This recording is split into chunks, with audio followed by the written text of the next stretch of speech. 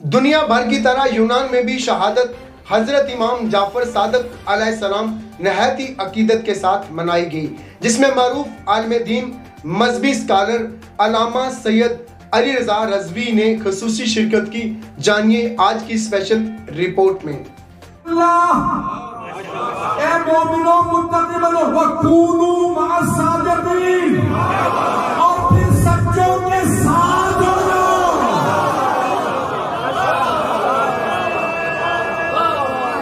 दुनिया भर की तरह यूनान के दारुल-हुकूमत एथन में भी शहादत हजरत इमाम जाफर सादक अलैहिस्सलाम के सिलसिले में मजलिस का एहतमाम किया गया, जिसमें मरूफ मजहबी स्कॉलर आलिम दीन अल्लामा सैयद अली रजा रज़वी की खुसूसी शिरकत।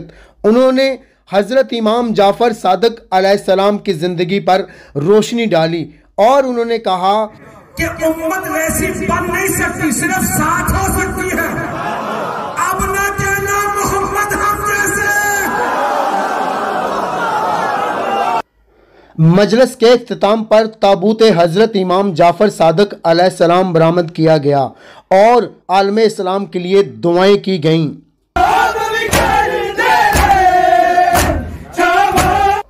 मरूफ आलिम दीन मजहबी स्कॉलर अल्लामा सैयद अली रजा रज़वी ने कहा कि इस्लाम हमेशा अमन भाईचारे का दर्स देता है।